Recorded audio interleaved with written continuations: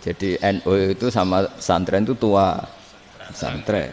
Jadi NU dilahirkan pesantren, bukan dibalik pesantren dilahirkan NU.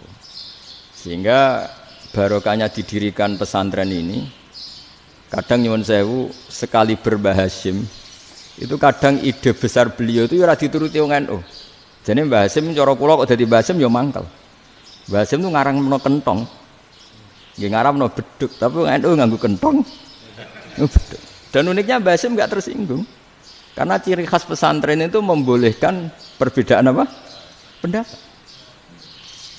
Itu masyhur khilafnya Mbah Hasim sama Mbah Fakih Mas Kumambang itu sampai dikitabkan. Saling ngeritik, saling macam-macam lah. Jadi cara berpikir Mbah Hasim ketika Nabi rembukan, ini gimana ya cara menentukan waktu sholat ya? Ya pakai kentong ya Rasulullah, dzakalin nasara itu untuk orang Nasrani. Ya pakai buk itu trompet, dzakalil Yahud itu untuk orang Yahudi. Terus, ada yang lagi pakai api ya Rasulullah, dzakalil Majusi itu orang Majusi. Setelah itu ada orang datang lari-lari cerita mimpi azan tadi. Ya itu terus dipakai sarana pemanggilan sholat ya azan itu. Sehingga Mbah Hasim menolak kentong.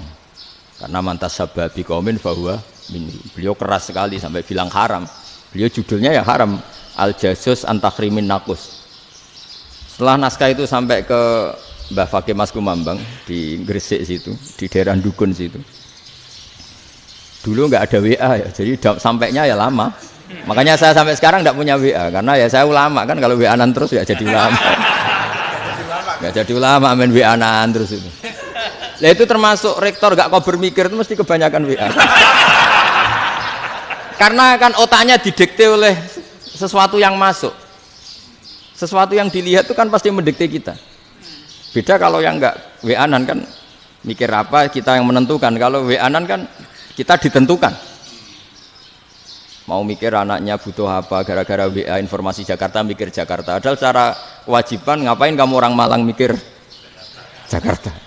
Gara-gara WA, mikir Jakarta belum selesai ada berita di Sulawesi, mikir Sulawesi, habis itu mikir NTT. Makanya semua orang sekarang merasa tokoh nasional gara-gara informasi yang masuk itu nasional. Jadi masih RT yang mikir gimana Gus Indonesia, ada RT sampai lupa kalau dia itu RT. Jadi semua orang sekarang merasa tokoh nasional. Dan itu gara-gara apa coba? Akhirnya semua orang juga punya ide tentang nasional. Harusnya negara itu gini-gini. Jebule wonge sing duwe ikon itu sapa? RT. Ribet kan? Saya teruskan. Setelah naskah itu sampai ke Kiai Fakih Mas Kumambang. Beliau itu marah besar. Ini harus dilawan dan saya bukan karena benci Mbah Hasim. Beliau teman saya ketika ngaji Kiai Mahfud di Mekah. Jadi Mbah Fakih dan Kiai Hasim itu teman ketika ngaji di Mekah. Terus cara ngelawan tuh lucu. Lucu. Gak ilmiah tapi gak ilmiah wong alim tetap ilmiah. Di mana-mana serupa itu tidak sama. Ya kalau mungkin zaman Nabi di Madinah itu zaman itu kentong itu identik dengan milik Nasrani. Di Indonesia beda. Pos kampling ya kentong, kebakaran ya kentong, wae sarapan orang di LP ya pakai kentong. Jadi tidak ada jaminan kalau kentongan itu identik dengan Nasrani. Lalu haramnya di mana? Yang di mana-mana tasabuh itu identik. Ini tidak identik. Mulai masalah kan? Mulai masalah. Jadi beliau gaya judul Hazruus.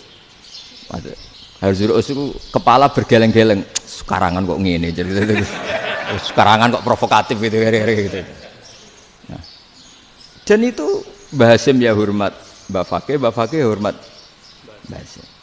Saya sendiri secara pribadi itu lebih suka pendapat Mbah Hasim sebetulnya.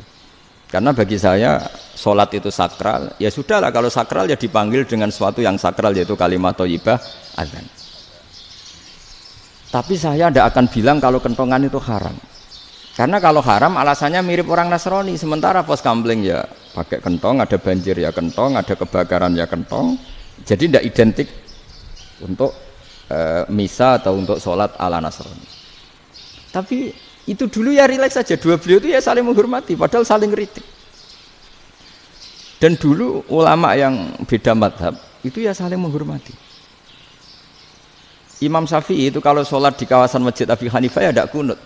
Ketika ditanya kenapa kamu tidak kunut sementara engkau berpendapat kunut itu sunat, ikroman di hadal madhab, saya sangat menghormati madhab. Imam Ahmad bin Hanbal itu berpendapat kalau orang pakai bekam, pakai iftisot atau hijamah itu batal sholatnya. Sementara Imam Syafi'i mengatakan tidak batal apa sholatnya atau wudunya tidak batal. Tapi Imam Ahmad itu ditanya, apa kamu makmum Syafi'i? Bagaimana mungkin saya tidak makmum sama wali kutub seperti Imam Syafi'i? Padahal menurut keyakinan Imam Ahmad ini sholatnya batal. Ini habis ikhtijam udah wudu. Tapi tetap saja beliau. Karena perbedaan pendapat di furu' itu lazim. Ya orang boleh berdebat lah. Ketika Unisma datangkan saya, itu saking senengnya kiai, apa saking sombongnya sampai ngatur kiai, kan nggak pernah bisa diperdebatkan. Itu kan orang boleh debat kan? Itu saking angkuhnya apa saking senengnya kan nggak jelas kan? Kan dan orang boleh setuju pendapat saya, yaitu ngatur kiai itu haram. Setuju juga Pak Rektor, ekspresi mahabbah itu ya macam-macam. Dulu sahabat ya gitu, sahabat itu ada yang nggak kenal wajahnya Nabi sama sekali sampai akhir hayatnya. Ketika ditanya, lo kamu itu sahabat kok nggak tahu wajahnya Nabi? Saya tidak pernah berani memandang Nabi karena ijlalan Nabi, terlalu menghormati saya sehingga tidak berani memandang wajahnya. Ada sahabat yang penggawaannya dulu wajah Nabi sampai bisa nyifati alfiu faminunil hajib, sampai bisa nyifati detail karena dulu wajah Nabi itu ibadah. Ada seorang wali ditanya, kalau kamu di surga ingin nggak melihat Allah? Enggak. Loh, tapi semua orang ingin melihat Allah. Unazzihu dzalikal jamal an-nadzari misli. Ben gak elek-elek Allah tak delok terima aku. Wong ra jelas. Penting kok delok pangeran. Banyak. Jadi justru tapi karena saking takzimnya. Enggak lah, mosok sak aku kok. Makanya saya berkali-kali cerita. Menurut kesepakatan ulama, soft awal itu paling baik. Tapi banyak juga wali yang kalau sholat itu di belakang. Koyok paling bener yang kok ngarep gitu. Lu bayangkan misalnya kamu semangat di soft awal di masjid haram, jebule sholatnya salah. Itu dari malaikat gayane kok ngarep, jebule ra roh. Iku di sini-sini wong. Jebule bodoh gitu. Gayane kok ngarep jebule.